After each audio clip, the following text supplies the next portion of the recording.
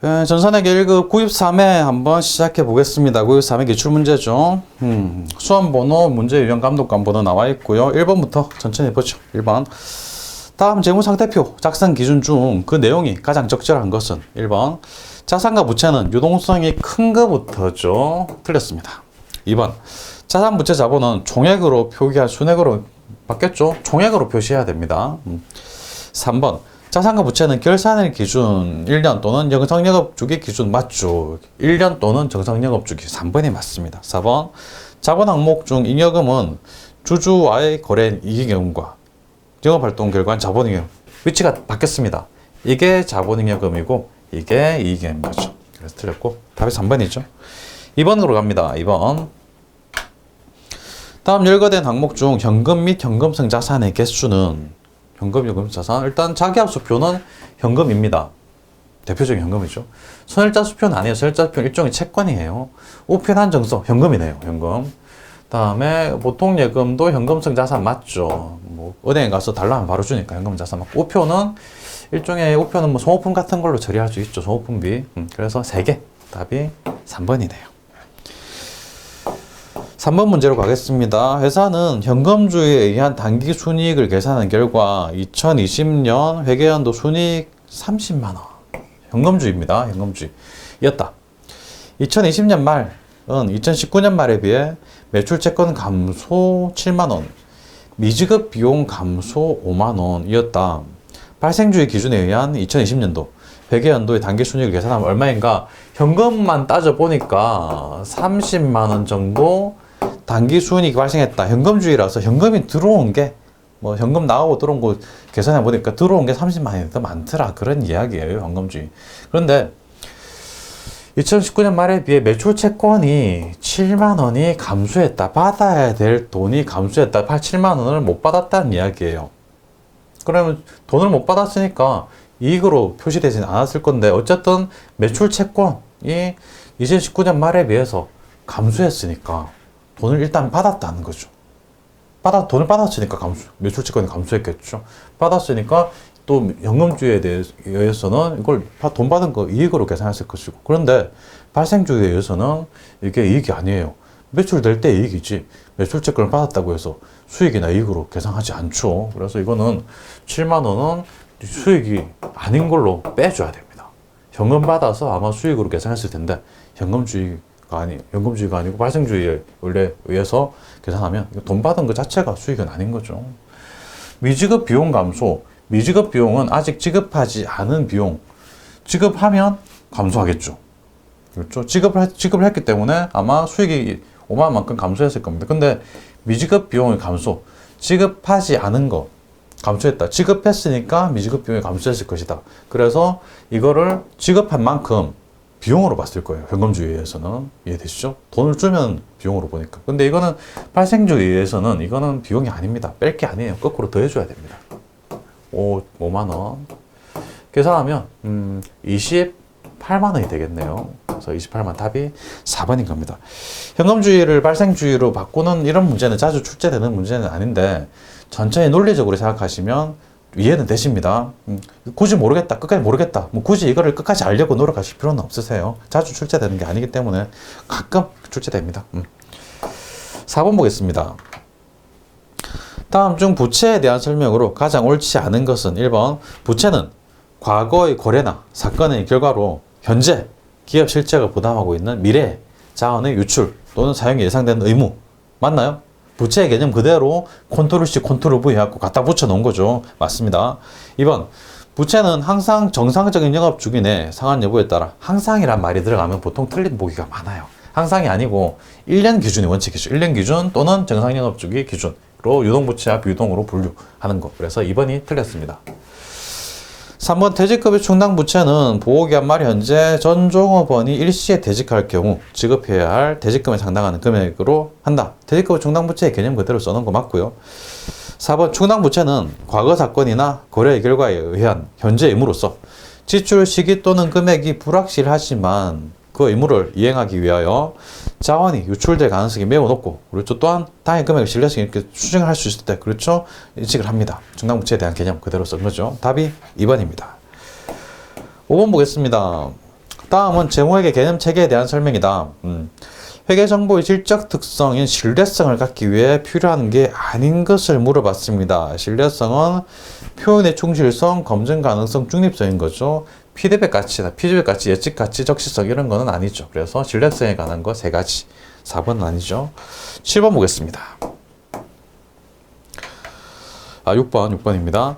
아래의 건물과 관련한 지출 중 자산 가치를 증가시키는 자본적 지출에 해당하지 않는 것은 보겠습니다. 생산력 증대 자본적 지출 맞고요. 엘리베이터 고가고 자본적 지출 맞죠. 철골 보강공사 하면 역시 뭐 건물 가격이 높아지고 내용 연수가 증가됩니다. 건물벽을 부분 도색 비용 페인트 칠한 거인 대표적인 수익적 지출입니다. 답이 4번이죠. 7번 보죠.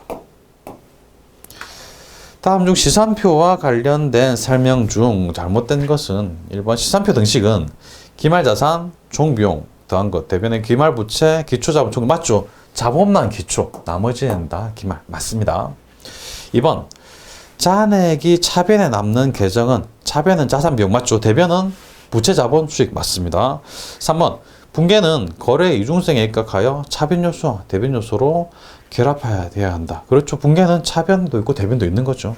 4번 시산표상에서 발견할 수 있는 오류는 계정 과목 오류는 시산표상에서 발견할 수 없죠. 숫자에 대한 오류만 발견할 수 있죠. 그래서 4번이 틀렸습니다. 8번으로 넘어가겠습니다. 8번 보시면 다음 자료를 바탕으로 자본잉여금 금액을 계산하면 얼마인가? 단 각 계정 과목은 독립적이라고 가정하고 상계하지 않는다라고 합니다. 자기 주식은 대표적인 자본 조정이죠. 자본잉여금 아니죠. 주식 발행조가 맞습니다. 주식을 발행하는데 돈을 더 받았다. 뭔가 이익이 된 것 같다. 그러면 자본잉여금 맞죠. 이익준비금은 이익잉여금입니다. 다음에 감자차익 뭔가 이익 본 것 같죠? 자본잉여금 맞네. 오케이. 사업확정적립금은 역시 이익잉여금의 일종이죠. 적립한다는 거, 뭐 이런 거 이익잉여금입니다. 주식선택권도 자본잉여금은 아니에요. 보통 뭐 자본조정 같은 걸로 들어가는 거죠. 마지막 매도가능증금 평가, 마지막 아니네요. 매도가능증금 평가액은 기타 포괄소득 누계에게 해당이 됩니다. 이것도 아니죠. 자기주식 처분이익, 처분이익 뭔가 이익 본 것 같다. 그러면 이거는 자본잉여금 맞죠. 이 세 개입니다. 30만원, 25만원, 35만원. 다 합하면 90만원 되겠네요. 답이 2번입니다. 9번으로 넘어가겠습니다. 공장에서 가동 중인 기계장치 취득가액 100만원 이 고장이 났다고 합니다. 대안은 1. 기계를 수리하여 재사용하려면 35만원 수선비 투입되어야 하고, 대안 2. 폐기의 경우 15만원을 받을 수 있지만 대체할 다른 기계장치 구입 60만원이 소요된다고 한다. 메모런가가 얼마인지 물어봤습니다. 메모런가는 지금 의사결정에 전혀 영향을 줄 수 없는 과거의 원가를 말하는 것이죠. 과거에 취득한 취득가액은 지금 의사결정하고는 크게 상관이 없어요. 왜냐하면 과거에 100만 원을 주고 사긴 했는데 지금 재사용할지 아니면 수선비 투입해가지고 폐기할지 어떨지 뭐 다른 기계장치 구입할지 이거하고는 전혀 상관이 없습니다. 과거에 100만 원이 들었다. 이거는 과거의 원가일 뿐이에요. 그래서 100만 원이 메모런가가 되는 거죠. 답이 4번입니다. 10번 보겠습니다. 10번. 다음 중 보조부문 원가를 배분하는 방법과 설명이 잘못된 것은 직접 배분법. 보조부문 원가를 다른 보조부문에는 배분하지 않고 제조부문에만. 그렇죠. 지금 맞습니다. 2번 단계 배분법. 보조부문 간의 원가 배분의 우선순위 맞죠. 우선순위 그러면 단계 배분법. 정하여 우선순위가 높은 보조부문 원가로부터 하위 보조부문 및 제조부문에 순차적으로 배분하는 방법. 일단 우선순위에 맞는데 문장이 복잡해갖고 뭔지 머릿속에 잘 안 들어오죠. 일단 넘어갑니다. 그런 경우에는. 3번 상호배분법. 보조부문과 상호 관련성을 모두 고려한다. 맞네요. 상호배분법 맞습니다. 4번 단일 배분율법. 보조부문 원가를 변동원가, 고정원가를 구분한다. 이거는 보조부문 원가를 제조부문을 배분하는 그런 게 아니죠. 이거는 4번이 답입니다. 보조부문 원가를 배분하는 방법이 3개입니다. 직접, 단계, 상호 3개죠. 그래서 4번이 관련된 내용이 아니에요. 넘어갑니다. 11번입니다. 종합원가 계산 시 선입선출법에 의한 환산량이 평균법에 의한 환산량과 동일한 경우, 선입선출법과 평균법이 동일한 경우는 기초재고가 없는 경우밖에 없어요. 기초 제공품이 전혀 없는 경우 1번이 답입니다. 기초 제품이 없는 경우는 달라요. 제공품에 관련된 겁니다. 답이 1번이고 12번 보겠습니다. 다음 설명에 해당하는 것은 일반적으로 관련 범위 내에서 조업도의 변동과 관계없이 발생원가 총액이 일정하다. 고정비에 가는 거죠. 고정비. 원가 총액이 일정하다. 그러니까 1번 개별 제품에 대한 포장 비용은 제품을 많이 생산할수록 많이 들죠. 이건 변동비입니다. 두 번째 2번 기계 사용에 대한 전력비. 기계를 사용을 많이 할수록 전력비가 많이 들죠. 변동비입니다. 3번 공장 건물에 대한 화재 보험료는 공장 전체에 대해서 한번 딱 들어놓으면 보험료를 내놓으면 계속 적용이 됩니다. 공장 안에서 생산을 많이 하든 적게 하든 상관없이 일정한 보험료가 들어가죠. 그래서 이게 고정비에 해당하죠. 답이 3번이네요.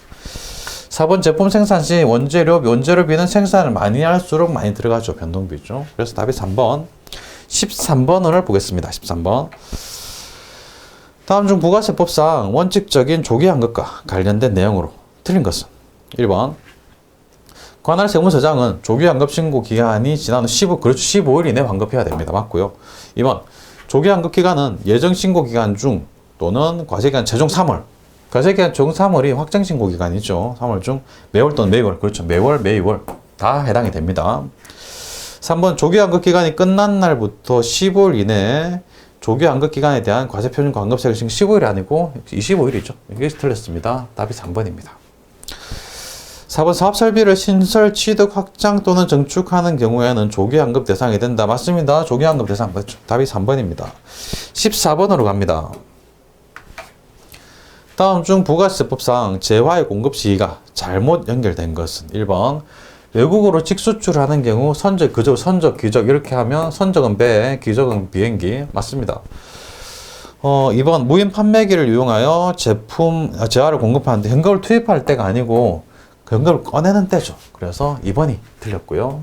3번 장기할 판매는 장기니까 각본을 받기로 한 때 맞고 4번 폐업할 때 자가의 생산 취득 재화 중 남아있는 건 폐업일 맞습니다. 답이 2번이네요. 15번 보겠습니다. 다음 중 부가세 영세율과 관련한 설명으로 틀린 것은 1번 영세율은 수출하는 재화뿐만 아니라 국외에서 공급한 용역, 맞죠? 용역에도 적용이 됩니다. 맞습니다. 2번 영세율이 적용되는 경우에는 항상 세관계에서 발급 면제되는 게 아니라 항상에서 틀렸어요. 항상. 국내 거래인 경우에는 세관계에서 발급해야 돼요. 영세율인 경우에도. 그래서 답이 2번이고요. 3번 영세율이 적용되는 사업자는 부가세법은 과세사업자 그렇죠. 면세사업자는 영세율을 적용할 수 없죠. 4번 과영세율이 적용되는 사업자는 부가세법상 사업자로서 재반 의무를 이행해야 됩니다. 맞습니다. 일반 사업자랑 비슷해요. 그래서 답이 2번. 같이 하고 실무로 들어가겠습니다.